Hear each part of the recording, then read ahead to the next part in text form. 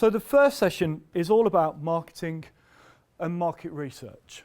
We'll start off by doing market research. We'll go on to some degree of marketing. So in essence, to start a business, most of you have already started a business, I understand. To start a business, it's really important that we know as much as possible about what we're trying to get into. The more information we have, the more armed we have. To be forearmed is forewarned. So the more we can do, the better right at the start. And the typical questions that we're looking for are on the board. So how large is the market? What market are you actually going into, which can be one of the first painful questions. Is the market growing or shrinking? Are there any barriers to entering the market? What's stopping you from entering the market? Now that might be finance, but that might be brand. That might be knowledge of what's going on. That might be strong brands out there. I'll use examples quite a lot today.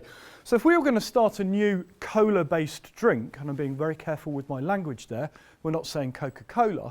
If we're going to start a new cola-based drink, one of the biggest barriers to entry is going to be fighting against Coca-Cola and Pepsi. So what are the barriers to entry? What is stopping you from entering the market? We need to know that. The most important thing we need to know in terms of market research is who are our competitors.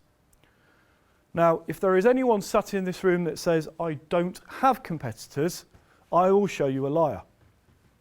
Because there will always be competitors to whatever you are doing, whether that be something called direct competition or something called indirect competition. But we'll talk about that as we go through today. We want to know who they are, but what they do. What are their goods and services? What do they produce? What do they sell?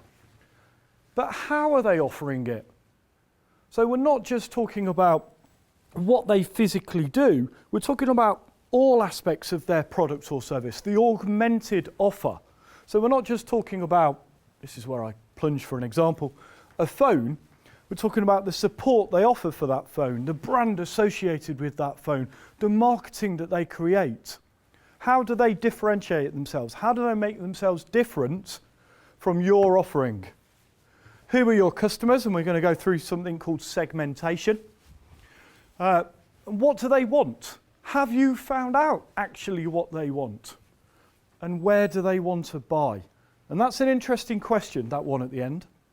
Because anyone that's doing internet-based business, internet retail, e-commerce, is your product or service set up for e-retail? Some will be, some won't be. And in my history of doing business advice and consultancy, I've seen one business really fail because of the place, the four P's of marketing, of where they want to buy, and I've seen one business really, really take off because the place on the internet was right. Incidentally, the one that struggled was a bespoke tailoring business. So what they did is that they offered a tailoring service for men, specifically men, sorry ladies, but it was tailored suits. So you, as a chap, would measure yourself, first point of problem. Then you would load your measurements into a website, and 2 weeks later they would give you a bespoke tailored suit for half the price of a Savile Row suit. It didn't work at all because the confidence behind measuring yourself to spend £200-300 on a suit wasn't enough. And we spend a long time trying to build that confidence, trying to build instructional videos to put on our website, but it just didn't work. So it was the wrong place. So we need to really understand where they want to buy. And from the businesses I know about, the Indian food is one of the key ones. How are they going to buy it? Where do they want to have access to it? So just consider those. So the reason I want to talk about market research today, and the reason I think it's as important, is because most managers decide to react. Most business owners react. They're not proactive in what they're doing. Simple common sense simply tells us that the more we know about something, the more successful we are going to be at it. whatever that might be, whether that be a business, playing the piano, you name it. So what we want to do is maximise our opportunity by getting as much information about what we're getting into as possible. So what do we want to find out? What in essence do we need to look at? Well, in no terms of importance, we've got 4 sections really. We want to find out about who our customers will be, what our customers will want, where they will want to buy, how much they will pay, what their frequency of purchase is like. What is our competition doing? And I've mentioned that. How is the industry made up? Are there big players that are soaking up a lot of the market, or is it made up of lots of tiny, tiny, tiny little players? So we look at it in terms of a pie chart. If we go back to our Coca-Cola example, we've pretty much got an industry that looks like that. So we've got Coca-Cola, we've got Pepsi, and we've got others. So we know if we're getting into the cola-based drinks market, we're not really, unless we're going to be really big and bold, going to make significant inroads into this market share. The only market share we can go at is that tiny little slice in the middle. But if we look at the graphic design market, say if we want to be a freelance graphic designer or indeed a videographer, and you'll find that it's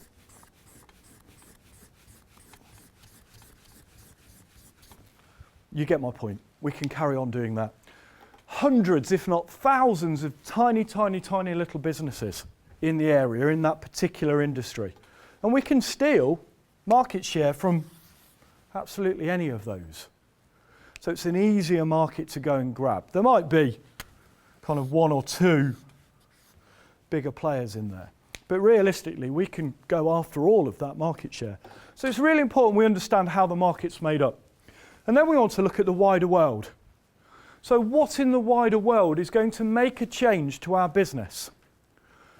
And for those of you who have done any sort of studying of business academically, you might be aware of things like PESTLE, Steeple, PEST.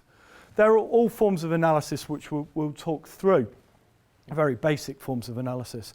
But they look on what aspects of the wider world are going to cause us a problem in the business. And there's a big one today. Come on, bit of audience feedback. What's going on today that could cause a problem for businesses or could cause an opportunity?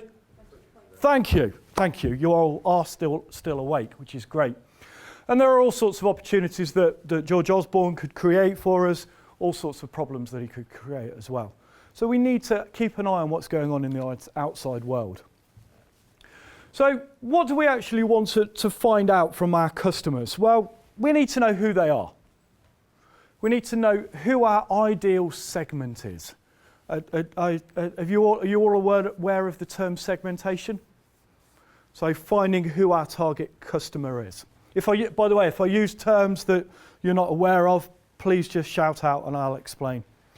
So who are they? What are they prepared to pay? What do they like about our product or service? What do they dislike about it?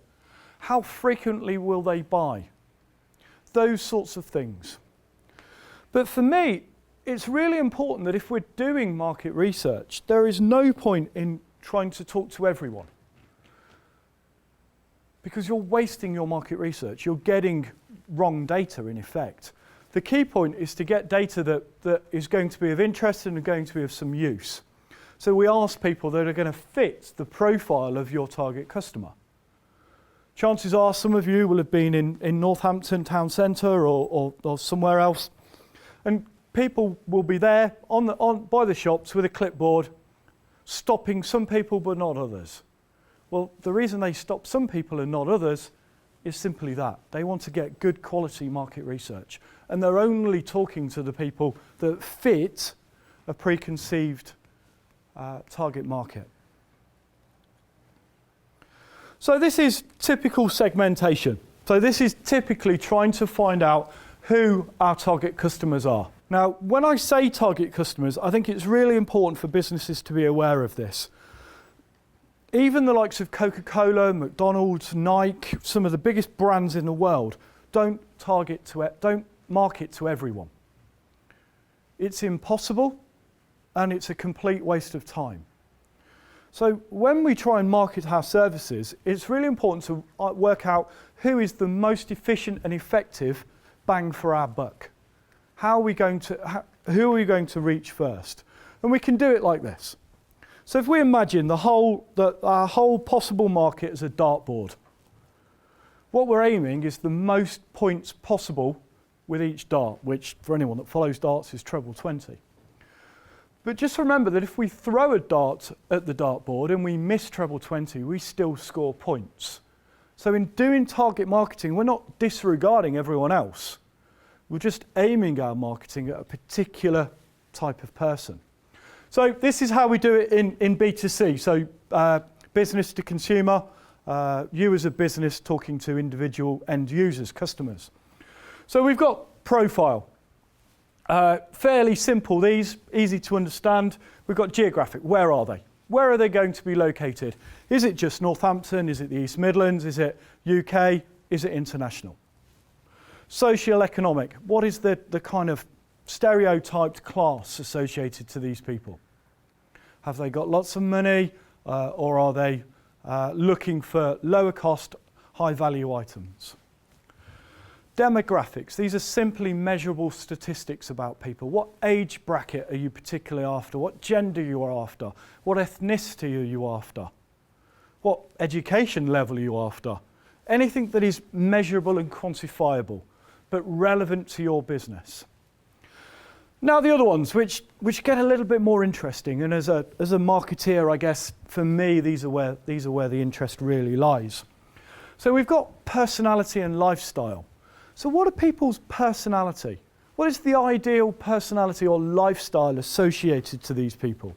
Are they the green welly brigade and flat cap green barber wearing jackets that go out and walk their dogs on a Sunday morning? Or are they the uber fashionable penthouse city dwelling stockbrokers? What are they? They all have particular nuances to them. And where we started today, which is actually one of the points I gave, which is actually the lifestyle and personality will actually allow us to know where they hang out. What do they do? How can we get in front of them? Which magazines do they read? Because if they read a particular magazine, we know we can perhaps put an advert in there. Which shops do they go in? How can we get in front of these people? And that is, I didn't realise that was not solid. That is how we get in front of people. So the more we know about their lifestyle, their preferences, their personalities, the easier it is for us to get in front of these people. And then the behavioural aspects, and these are the ones I find even more fascinating. So we've got benefits. Again, going back to what I was saying earlier, people don't buy a product or service, they buy a solution to a problem. So they're always looking for benefits. What are the benefits that these people are looking for? And I'll give you an example, and it's quite prevalent to me. At the moment, my eldest is going to school in September for the first time. As parents, we're looking for a school uniform for him. Now, we're looking for a school uniform that's going to be easy to iron, because I hate ironing. We're looking for something that's going to last and not just fall apart in the first use on the playground. We're looking for something that's going to be stain resistant, so we don't have to keep buying it when he gets stains on them. But actually, what he wants is comfort. He wants to look cool in the playground. He doesn't want to be bullied, and I hope he never will be, but you get my drift. So different people will be seeking different benefits. So we need to understand what the benefits are associated to the people that we're targeting. What is the purchase occasion? And again, something I mentioned earlier. Why are people going to buy what you're selling? A big purchase occasion at the moment is summer holidays. Another big purchase occasion, oh gosh, in a long way off, is Christmas. So there are all sorts of purchase occasions out there: birthdays, Christmas, Valentine's Day, Father's Day, Mother's Day, those sorts of things in the consumer market. Are there any particular seasonal trends, and why are people going to buy it? Purchase behaviour. Purchase behaviour is all about the length of time it takes people to buy your product or service, to make a decision about your product or service. So I challenge people that the last time in fact, whenever you've bought a packet of chewing gum or a packet of mints, have you ever actually been in a shop just to buy a packet of chewing gum or mints? Chances are no, unless you're a smoker. People don't think about buying chewing gum or mints, they just buy it when they're there. It's an impulse buy. So the clever shops put it at the front of the tills, buy the tills, and when you're at the till they go, oh, I better get some of that. And that's a quick impulse purchase behaviour. I challenge everyone to buy a car in that way. Not many people do, because they want to think about the benefits. They want to know how many miles to the gallon it's going to be, how long it's going to last, what size boot it's got, what size engines it's got, all those sorts of things. So they think about it. The longer the purchase the longer the cycle, typically the more expensive the product. The longer the cycle, the more benefits you need to demonstrate for your product or service. So if it's an impulse buy, if it's chewing gum or whatever it might be, you don't stand there and go, right, that one's going to make my breath fresh. It's also going to make my teeth white. It's going to do this. It's made from recycled packaging or whatever. You don't do that. You just buy the brand or the cheapest one. For a car, however, you'll think about all of the benefits. So we need to understand what the purchase behaviour is around your product. How quickly will people buy it? The usage, how will people use your product? Is it going to be use and dispose of like a newspaper? Or is it going to be something like a car or a fridge or whatever that people will buy and then won't buy again for the next 3 or 5 years? What is the frequency cycle like? And then this last one, this is the most fascinating one, and one we'll talk about in terms of building a brand in the next session. And at this point, I usually look around the room to see if there's any particular casualties of perception and belief, and there's not that I can see anyway. Basically, this is the whole thing, and sports and clothing brands are particularly good at this. They will put a star next to a particular brand in the hope that chaps, when you put on a particular pair of football boots that, I don't know, Wayne Rooney wears, you'll believe that when you go out on the football pitch, you'll play football like Wayne Rooney. Not necessarily the case, and the same goes with things like golf and what was Tiger Woods, although he's dropped down in the rankings considerably, Rory McIlroy, whatever it is.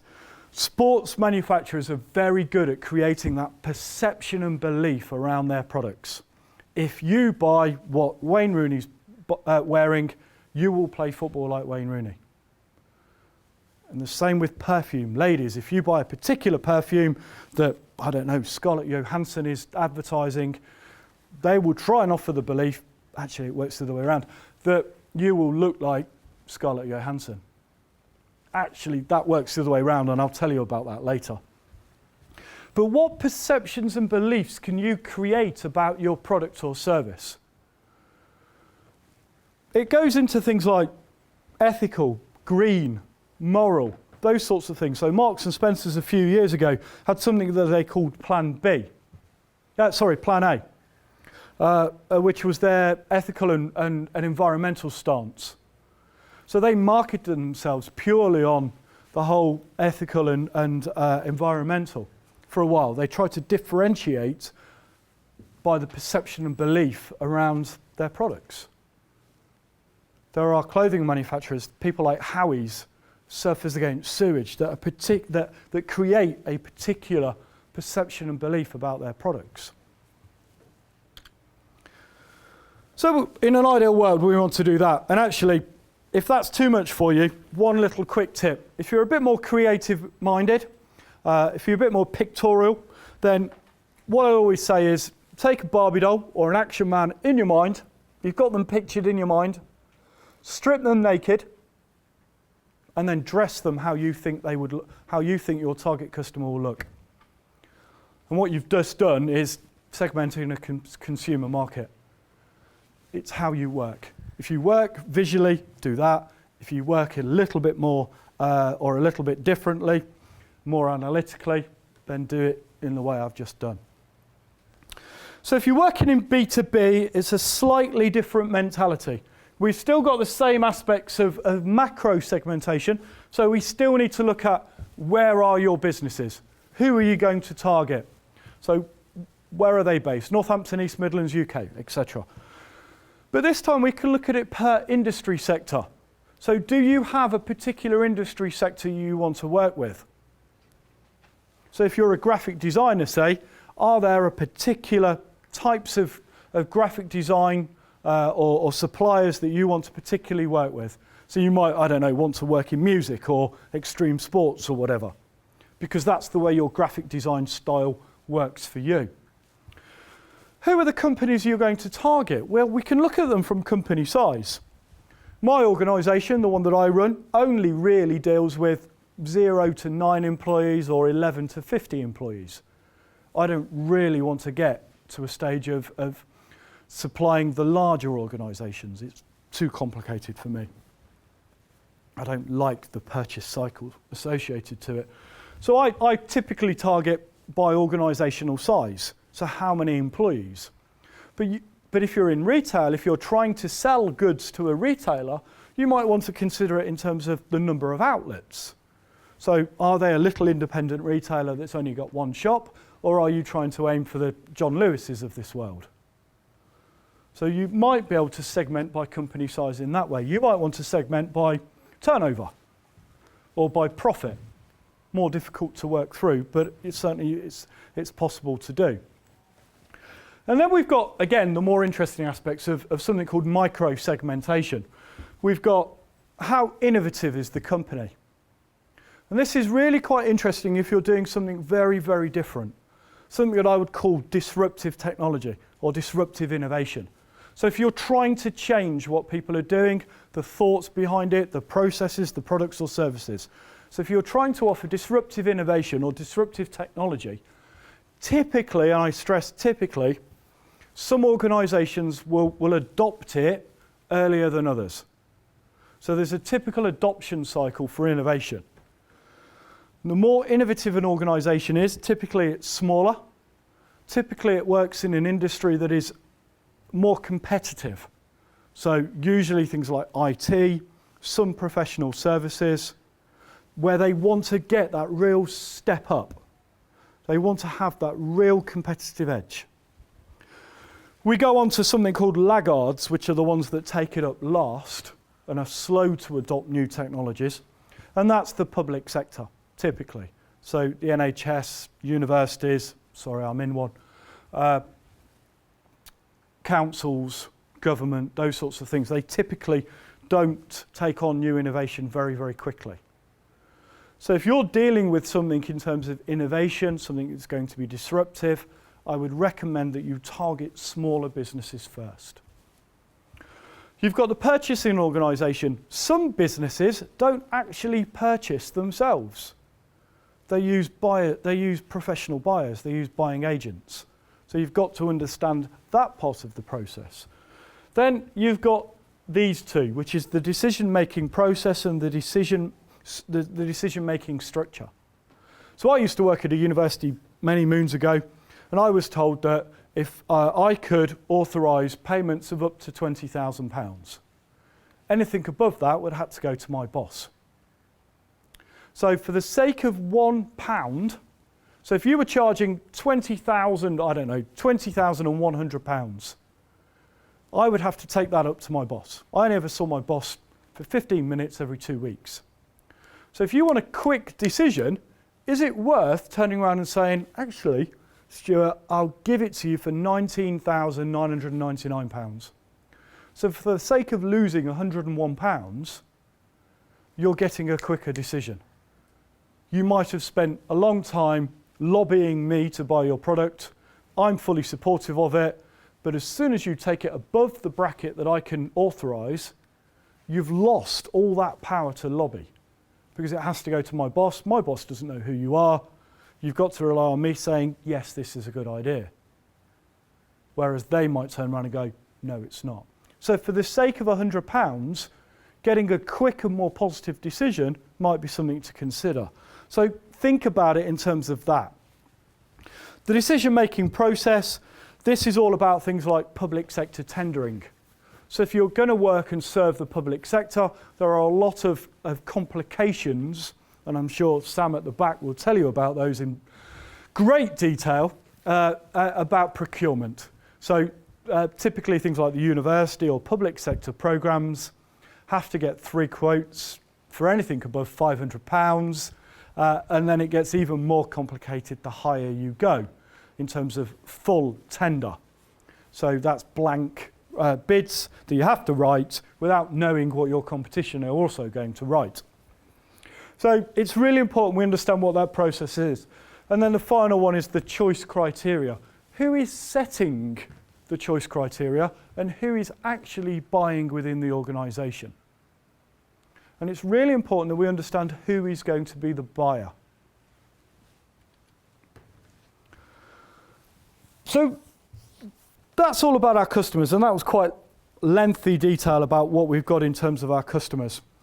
We've got our competition. What do we want to find out about our competition? I don't think anyone should get into business without first knowing who their competitors are. Because if you do, you're going in blindly. How do you know how much to charge if you don't know what your competitors are charging? Simple as that. You might be charging £50 and they're charging £500. Who's causing a problem? You or them? Well, you, because you could be charging £495. So what we want to do first is identify who our competitors are.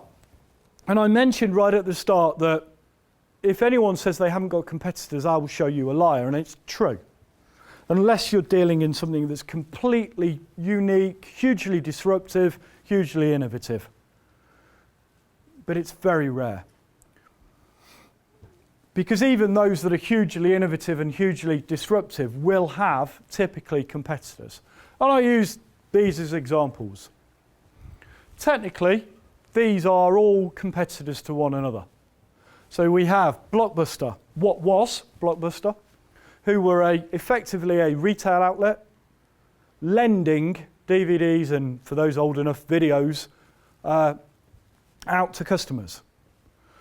Then along came things like LoveFilm and Netflix, and technically put Blockbuster out of business. And they did. It killed them in the US, and it then went on and killed them in the UK. LoveFilm and Netflix did the same thing. They still gave you the DVDs. LoveFilm at the start did it by post, and then they've gone on to a direct streaming service like Netflix. So technology has changed the way things are going in this market. But when LoveFilm came out, their biggest competitor was Blockbuster. They did the same thing, but in a slightly different way, indirect competition. These two now, obviously, they do live streaming, and they've put Blockbuster out of business. But then we've got these two. Well, if we pay for Sky Movies, we're still getting films delivered to us in the same way that LoveFilm and Netflix are doing. But again, they're different methods of doing it. So again, these are indirect competitors. And if we go to the cinema, whether it be Odeon or View or whatever other ones there are out there, we're still receiving that film, but we're doing it in a slightly different way. When I said we looked at industry, it's really important that we understand what industry we're dealing in. Because I personally would put Blockbuster in retail. I would put Odeon in perhaps leisure. And these two, well, that one certainly in entertainment and possibly technology, and that one in entertainment stroke leisure. So if we're dealing in this sort of area and we're analysing the retail industry, then we're disregarding these. And if we're analysing the leisure industry, we're disregarding these. So it's really important that we identify which industry that we're going to first analyse. So it's really important that we understand this onset of indirect competitors. The biggest and most compelling case for indirect competitors was with the post office, was with Royal Mail. Anyone give me the biggest competition for Royal Mail and the post office? Sorry? Email. Correct, email. Whenever I do these sessions, often we get the whole host of, well, UPS and Yodel and all that. No. Fax machines as well. Well, fax machines at the start, yes, now email. And that's the single reason why the post office and Royal Mail has struggled. Because people don't send letters anymore. As a business, I used to send invoices in the post. No, all that goes via email now. So they're losing out a tremendous amount of business because of technology. And technology typically is one biggest thing that's going to change how markets are driven. So what do we want to find out? Well, this is just a very, very basic competitor analysis tool. It's something called benchmarking. And what we want to do is identify the particular factors that are important to you and your customers on your left. We want to identify your competitors and we mark them. We mark them based on your perception. So we do a little bit of research. How good are they? Are their price? Is it good, low, whatever?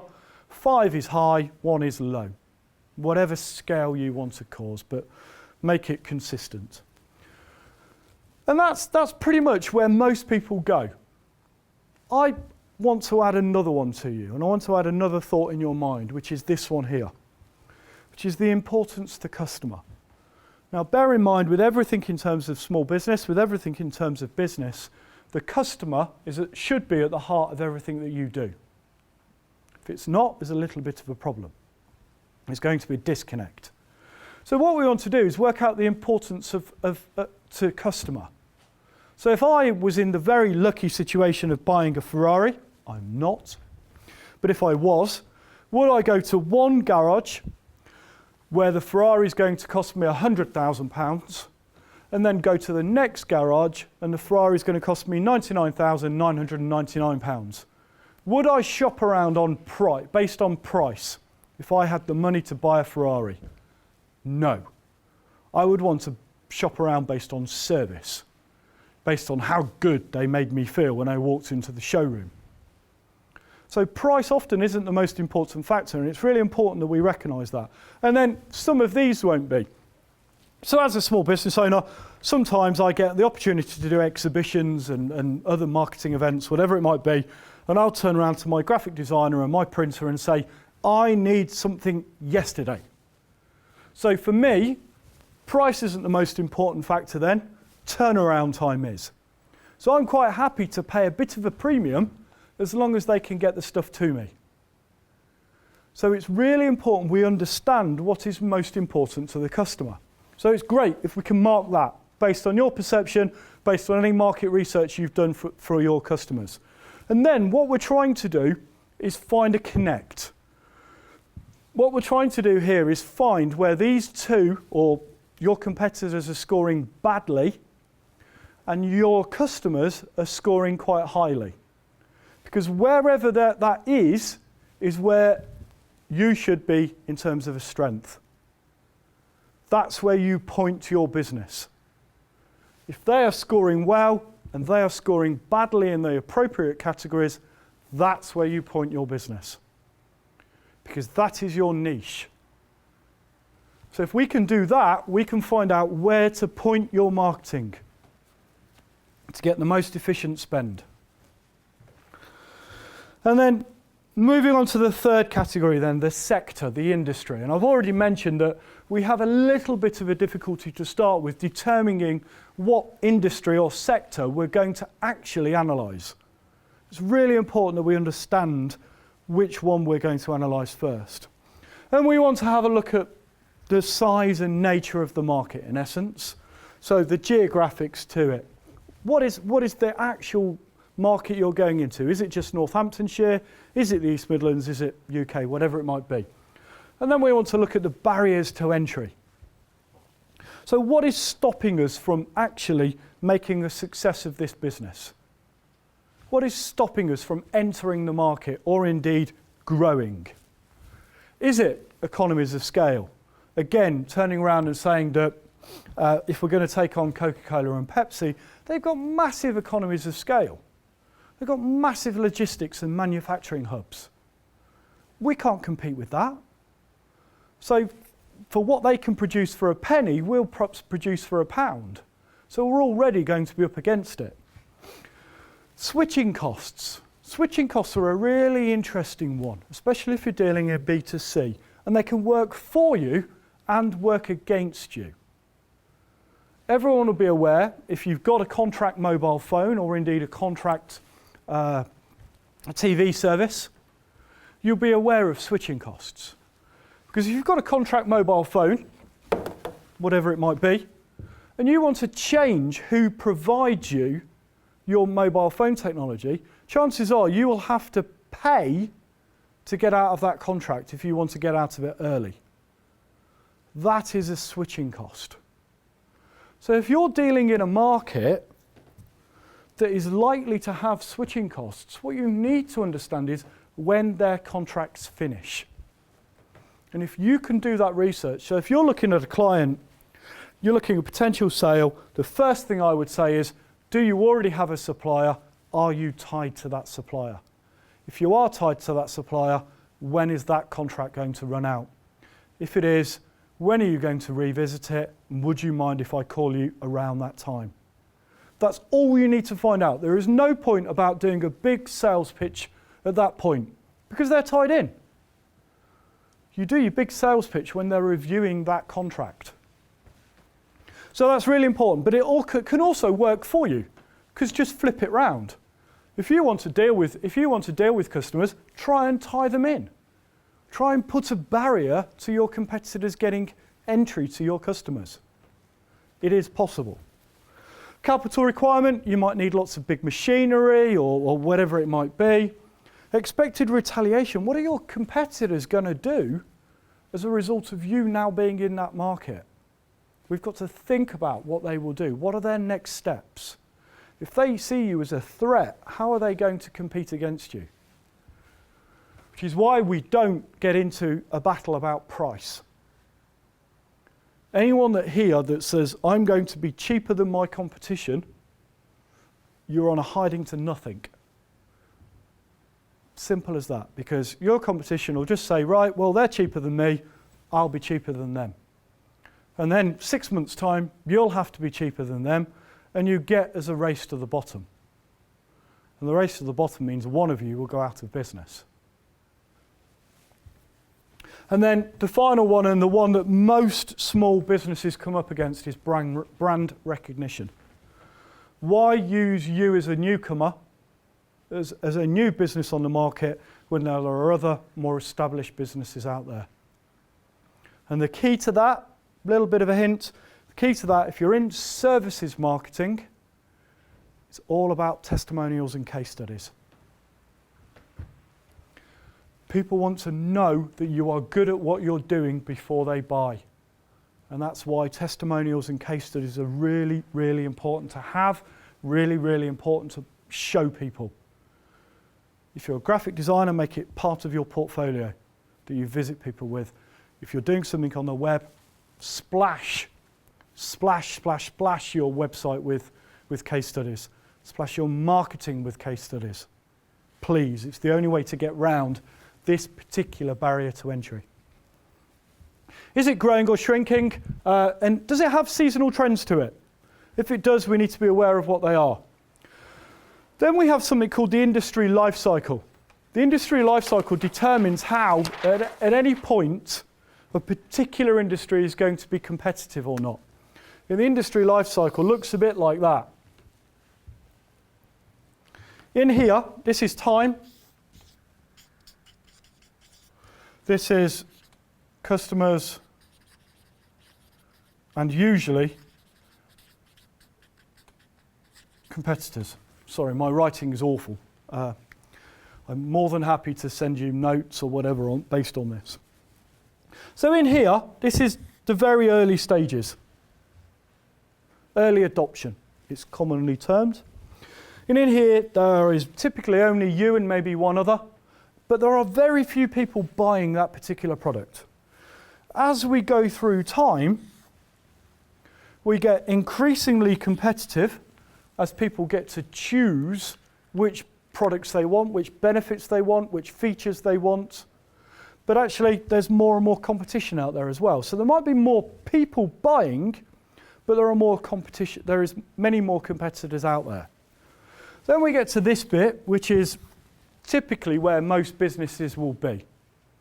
And this bit is the kind of static market. It's the flat market. There is no new money coming into that market. And typically there are very few new competitors in there. So the people in here are trying to steal market share from each other constantly. So this is highly competitive. And if you're in this section, which most of you will be, things are highly competitive. If you're in here, you're in a bit of a bonus. And if you're in here, you've got a problem. Because as the market shrinks, less and less people are buying that particular product.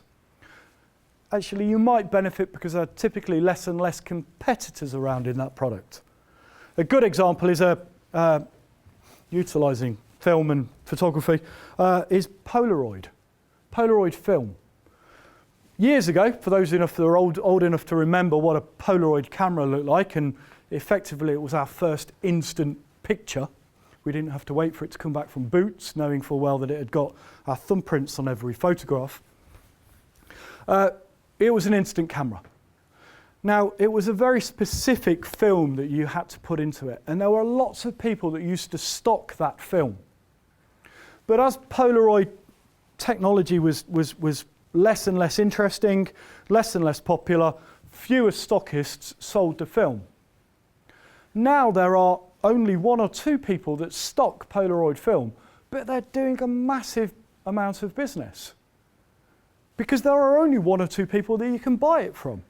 And those that are a little bit more traditional, a little bit more historic, a little bit more nostalgic about Polaroid cameras and the effect that that particular photography gives them, are loyal to them. They will constantly buy that product. So there are opportunities to win in this sort of situation.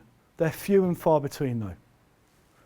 So typically you are in this kind of flat area, with this static market, where you'll have to be very, very competitive. So we want to know, as I mentioned earlier, we want to know what's going on in terms of the outside world. We want to know what's going to affect our business, what's going to be a threat, what's going to be an opportunity. So I know particularly there's a training organisation in here, and I won't embarrass you. But for instance, the government a few years ago put a big emphasis on apprenticeships. So actually, from a training perspective, that's a great opportunity. The biggest opportunity that I kick myself every day about is the smoking regulations. So a few years ago, again, those old enough to remember going in a pub and coming back from that pub smelling like you've smoked 40 cigarettes while you've been in there just for one quick pint, you'll remember that at a point they banned smoking in public places. Now for pubs, what a great opportunity that was for two types of organisations. Those that sell outdoor heaters and those that sell gazebos. Why? Because the pubs wanted to maintain their loyal smoking customers and they wanted to provide them with somewhere warm and somewhere dry for them to smoke. Now every pub in the country with an outdoor area has a gazebo and has a number of outdoor heaters. So what a fantastic business that would have been to get into. Because you had a wonderful chance to talk to every possible pub in the country and say, you need now a gazebo. You now need a heater, please buy it from me. So we can look at those sorts of opportunities by what's going on in the outside world, by what could be coming up. If you're dealing in professional services, by the way, accountants and HR companies, paying a massive bit of emphasis at the moment on something called auto-enrolment. So if you've got a company, particularly with employees, you now have to enrol them in a pension scheme. So again, what a great opportunity for accountants and HR consultants to jump in and say, the government's given me license to print money, thank you very much. What we want to do is try and spot those opportunities for you guys before they happen. And we can do that by looking at this PESTLE: political, environmental, economic, social, technological and legal. So we just ask questions around those particular 5 points. What is going to change in the political environment that's going to make a difference to my business? What are the government going to do? How are they going to affect my business? And could that be a threat? Could that be an opportunity? Likewise for economic. We're supposedly out of recession now, we're supposedly growing. People will perhaps have a little bit more disposable income, so we might be able to put up our prices. We might be able to offer something in our product line that's a little bit higher price. Social trends, technological trends. Gosh, the biggest technological trend has been, again, I refer to it, the smartphone. Last year, m-commerce, payments made or purchases made by a mobile went up by 500%, whereas physical retail declined. Technology is changing the world we live in every day. What are the legal aspects and what is the environmental aspects? They could all provide you with an opportunity or a threat. And for the clever ones, you'll have noticed that's one half of another strategy analysis tool. SWOT. That's why we do it. So how do we do market research? Well, some of you will be students, so you'll be aware of how you do market research. Some of you won't. So I'll go through it, and I apologise. So we can look at things like primary data. Primary data is actually just gathering our own data. It's going out on the street, doing focus groups, doing questionnaires in order to capture our own quality data. Secondary data is just utilising information that's already out there. And with the onset of the internet, there is a wonderful opportunity out there for you. And actually, if any of you are students or graduates still with access to the university library system, there will be some fantastic databases that you can access, I'm sure. Typically called Keynote, Mintel, potentially Fame. They will all give you massive amounts of market research there. And if you're not affiliated to the university and you can't get access to those, they're about £2,500 a report. So it's well worth getting them while you can access them if you can for free. So what do we want to do in terms of primary research? Well, questionnaires. And there are all sorts of possible questionnaires at the moment. The most traditional one is postal. That's now moved to things like electronic. So we can create an electronic questionnaire. And we can do that very easily and for free, utilising questionnaire systems like SurveyMonkey. SurveyMonkey is very easy to use, and it is it's a really useful tool as a business. You can ask about 10 questions for free, I think. If you want a premium membership, it's a little bit more expensive, but even that is about $10 a month. So it's not expensive, but really quite useful. And how you can do it is you just email the link to your people, to the people you have, and ask them to fill it in. The key to it, though, is keep it short. Make sure a questionnaire flows well. So what I don't want to do is, as someone that fills out questionnaires potentially, is I don't want to get to the end and realise actually I've completely wasted my time because the product or service isn't relevant to me. So we want to find out key bits of information to start with and then flow naturally to find out more and more detail. So there needs to be a flow. The other key point about questionnaires is test them. Test them with family and friends to make sure they work first. Not technically, but make sure the flow is right and people can understand them. We can do telephone surveys, we can do web-based questionnaire, we can do face-to-face. Face-to-face is actually really quite good. It's very timely, but it can be quite good. It can be quite good because you can gauge people's reaction. You can read people's body language, or you can read people's faces about how they're reacting to a particular thing, where phone and email questionnaires you can't. Focus groups. Focus groups can be really quite powerful, and all that is really is doing a live questionnaire with a group of people. And a bit of comedy.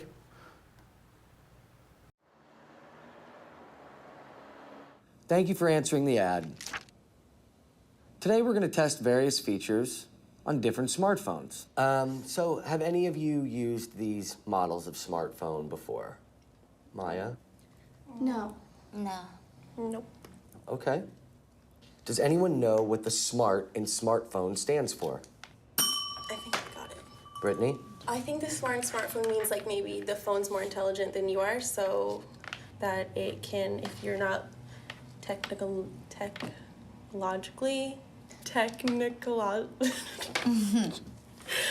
if you're not tech savvy, then the phone is more tech savvy than you. Okay. Let's do a little Q&A. So Maya, if you could have any button on your phone, what would that button do? If I could have any button on my phone, I would love to press it and I have a shower. Because I feel so grimy sometimes. Where would the water be stored? It would be kind of one of those things, like it triggers a signal that finds out exactly where I am, and then a helicopter comes, and then all of a sudden, they bring down a portable shower, which I'm sure is invented in Japan or something. Okay. Jackie. I'd like it to connect to my dogs. I got on the phone and I was like, "Hi, Bunny, it's Mama. Hi, Boots." They might be like, "Rawr, rawr, rawr." Okay. Do you speak dog? A little bit, yeah. Uh-huh. Great. Does anyone know what the square root of 9 is? Maya. 33. Okay. I like threes. Me too. They're calming. Okay, so let's get back to the phones, okay? Let's imagine that your phone has 120 pictures. An eighth of those pictures, girls, are of me. Ooh. Ooh. So how many pictures are there of me? And either do the math or just find my pictures.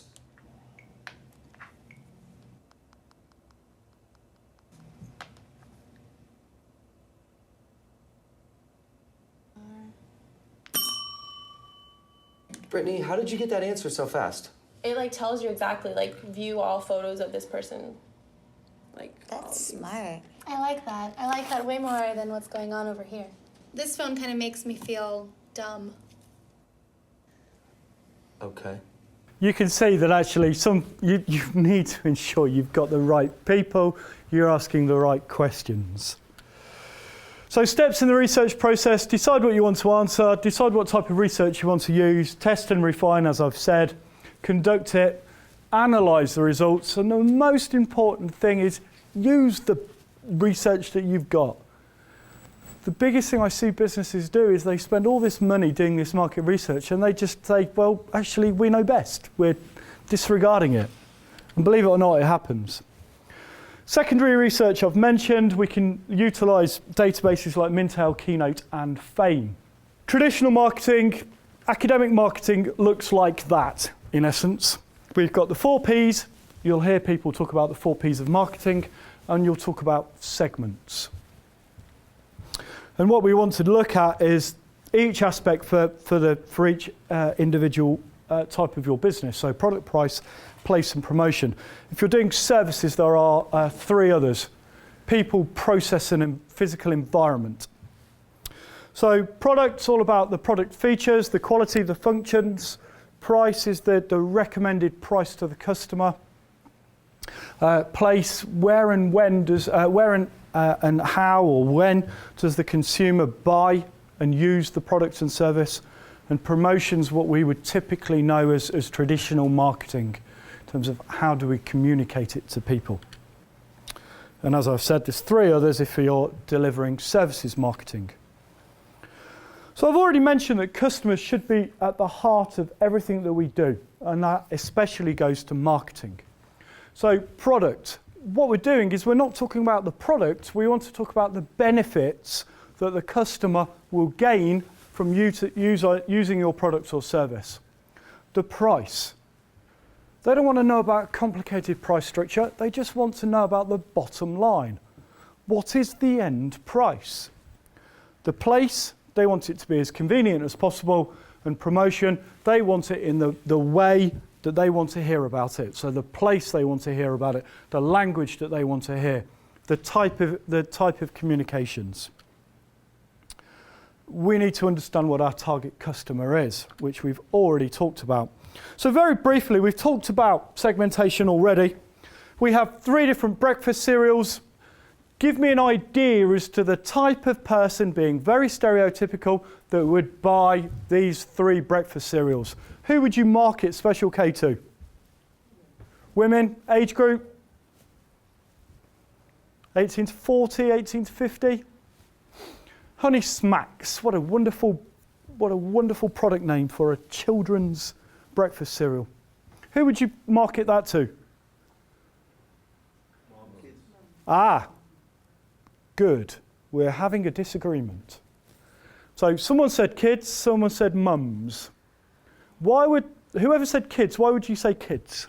Kids will tell their mum what they want. Okay. And I assume you're seeing that from terms of the graphic imagery as well, the fact that it's got a frog on it. Yeah, I'm picturing the children at the supermarket crying when they go past it. Yep.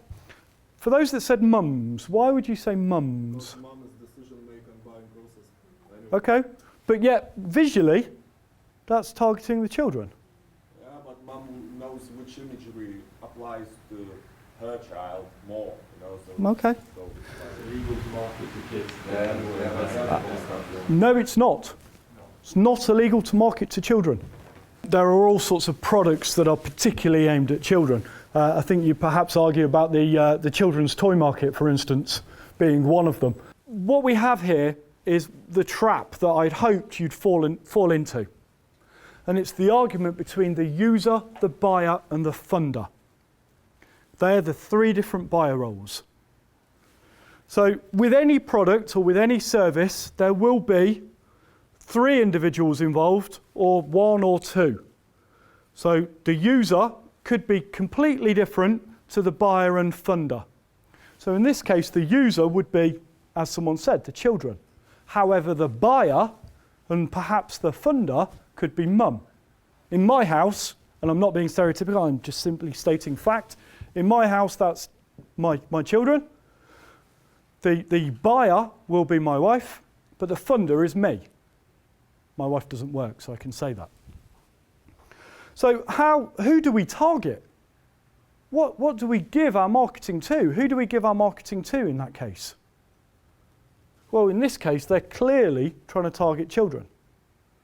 They're not trying to target the mum or indeed me. There's no right or wrong answer here. So no one is right, no one is wrong.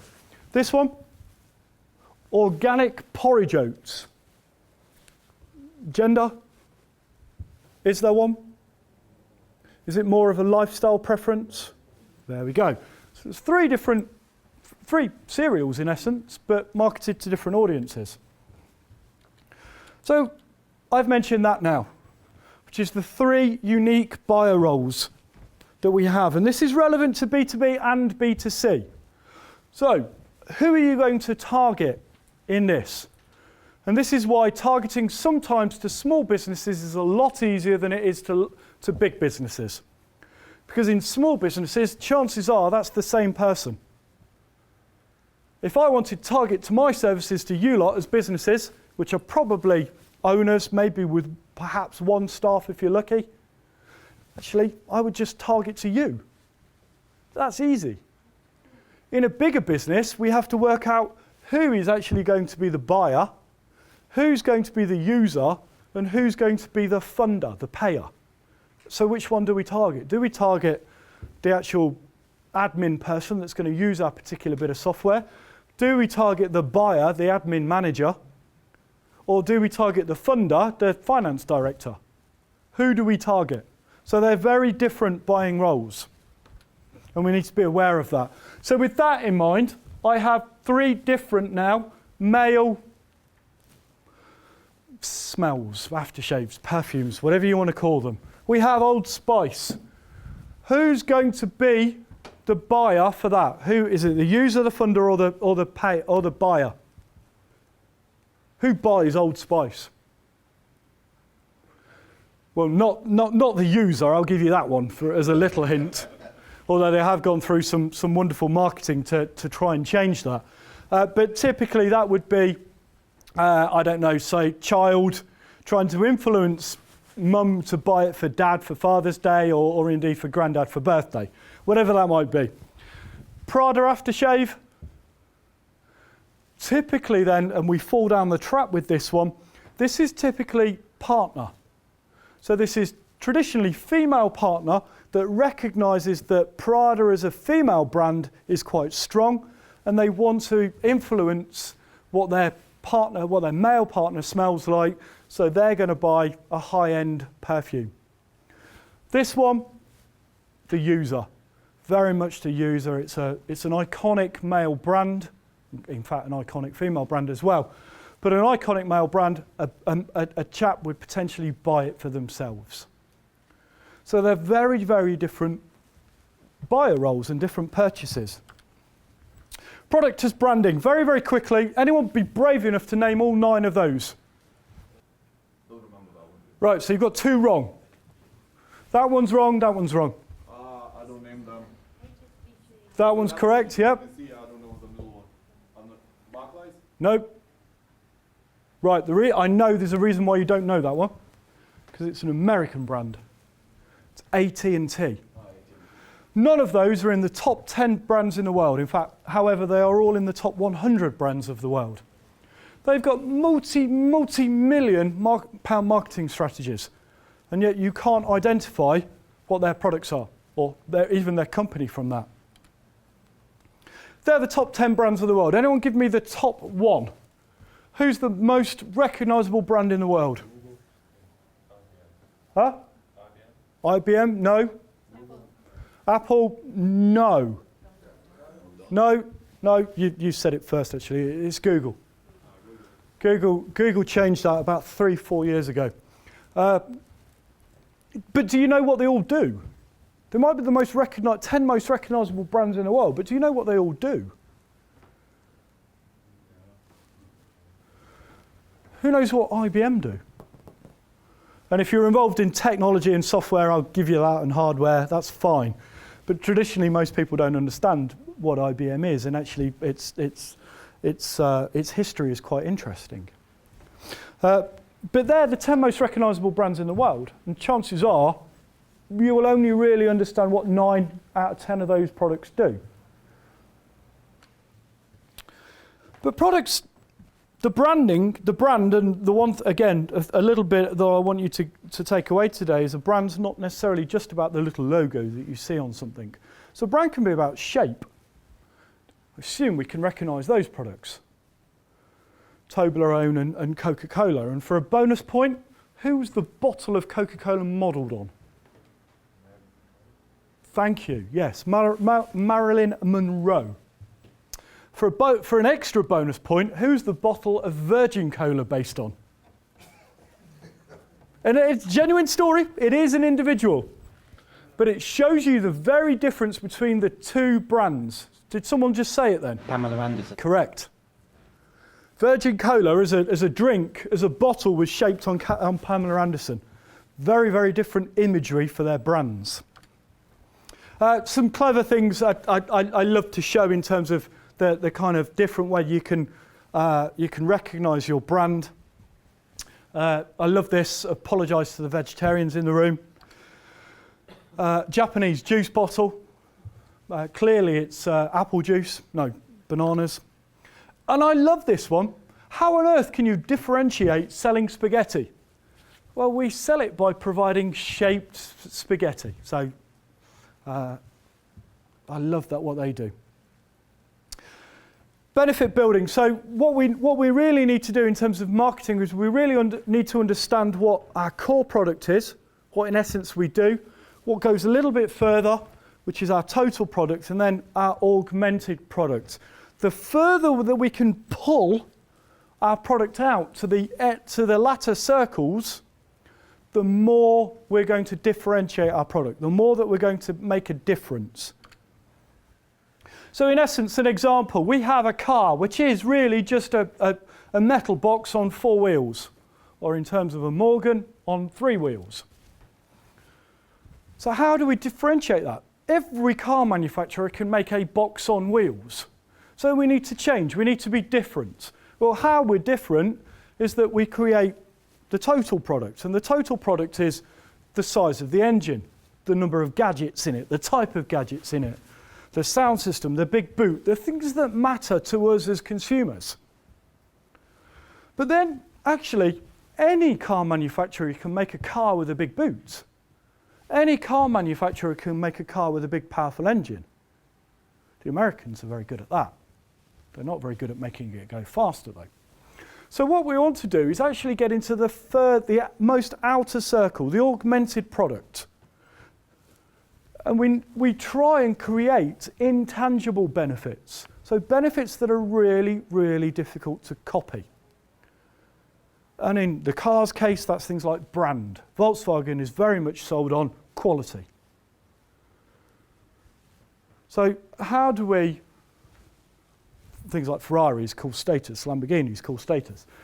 So we really need to look at the intangible benefits of our products, because that's how we differentiate ourselves. So we've got the core product, the actual product, and the augmented product. If we're marketing a service, it is very, very different. And I apologise greatly, I'm very running over.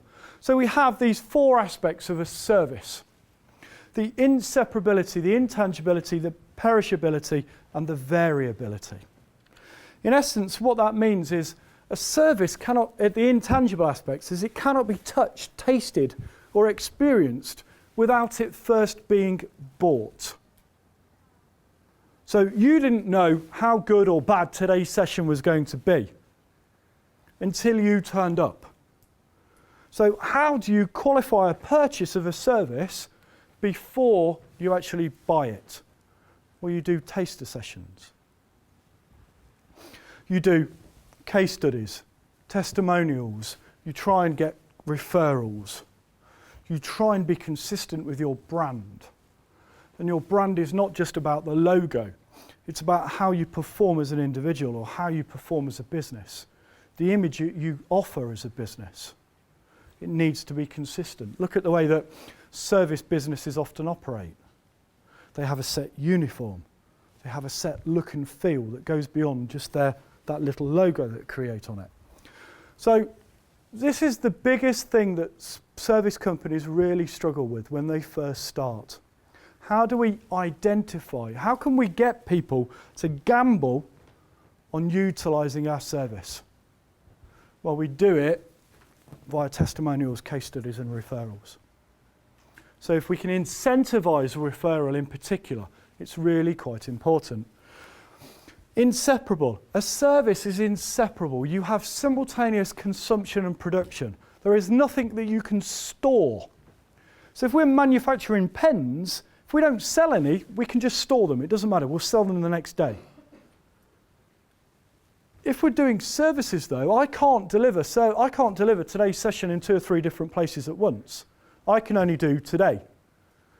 So what happens when actually someone else asks me to do that? The other thing, of course, is all about performance.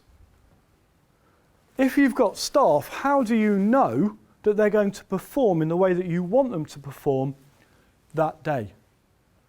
If they have a poor performance, that's going to damage your brand. So there's got to be a way of us looking at quality. The inseparability can cause us risks. We have variability, and that talks about the staff, the quality of staff delivery. And we want to ensure that if we have members of staff delivering our service, they're going to represent the power and passion that you as business owners have. They're going to deliver themselves in the most appropriate way. They're not going to turn up in jeans if that's not appropriate. And then we've got perishability. And again, this can be quite a problem. A service cannot be stored. So if I've got a day, like tomorrow, where I have no billable time going out at all, I will never get that back. I can never, ever get that billable time that I have lost tomorrow. How do we utilise that? Well, we can utilise things like social media to deal flash sales. So we can say, well, client's cancelled on me tomorrow, I've got a free day, utilise my services, and it'll be 50% off.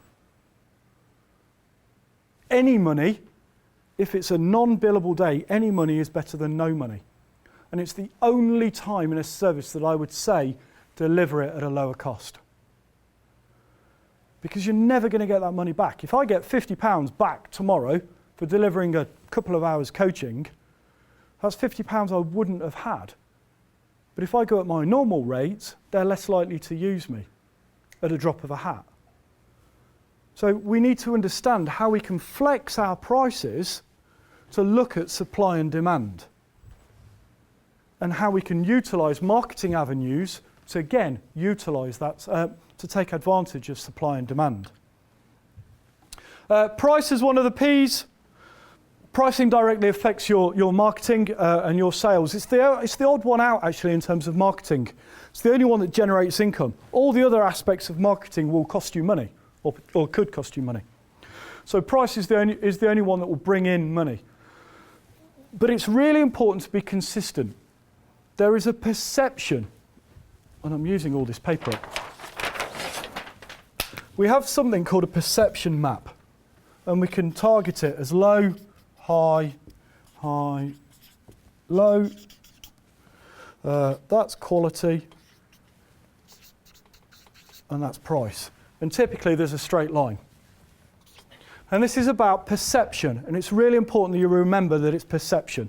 So typically if something has a low price attached to it, the perception will be that it's of low quality.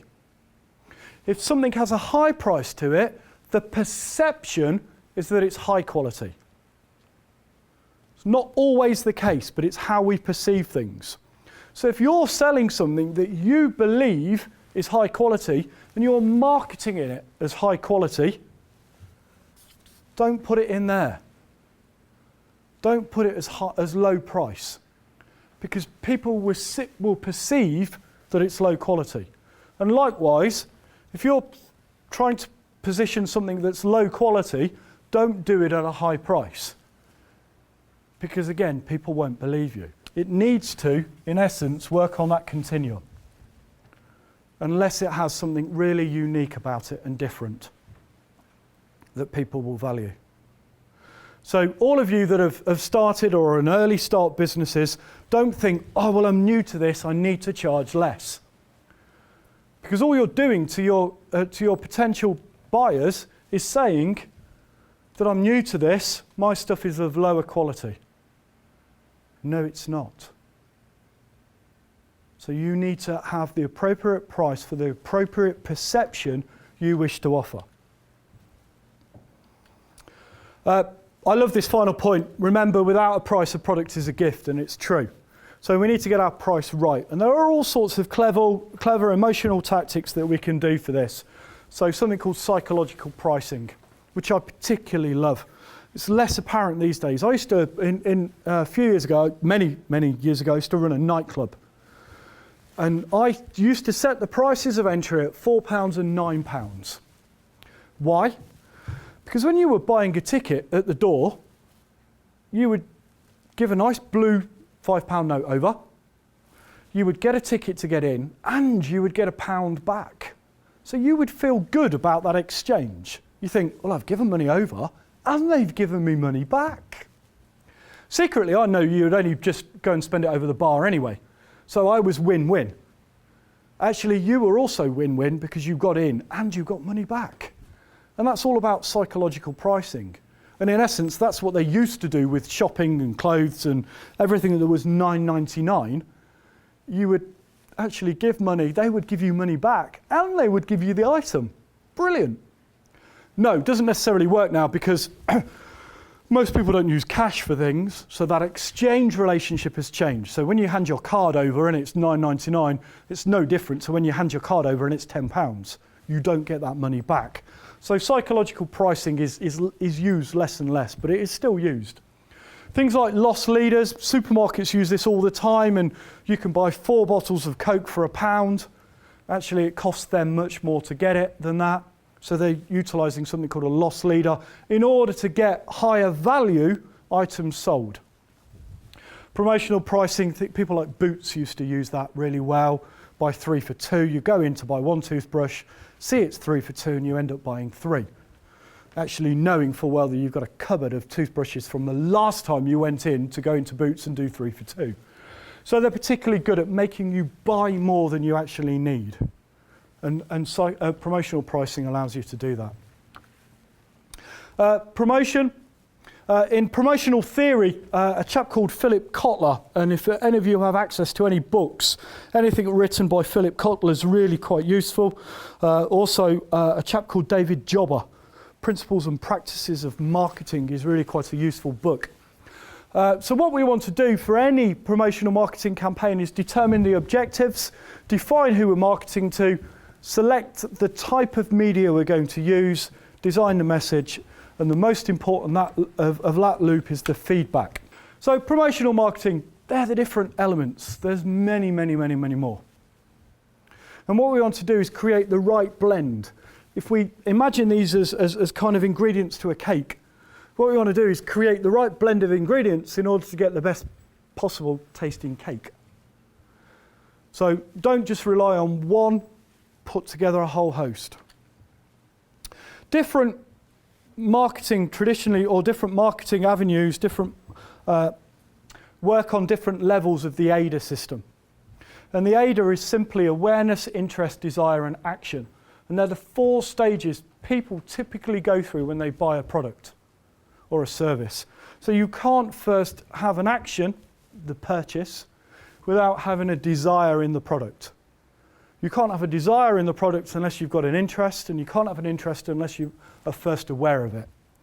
So when I mentioned what are your objectives going to be, are your objectives just simply to create awareness, or are your objectives to create business, to create purchases? Different marketing methods will aim at different levels of that process. So be aware of that. Be careful with your wording. Yes, it's American, free car wash with gas. I'm not quite sure they meant that, but be careful what you do in terms of promotion. And finally, in summary, determine what you want to achieve. Do you want to achieve more sales, greater awareness? Choose your target markets wisely. And I stress this, not all customers are good customers.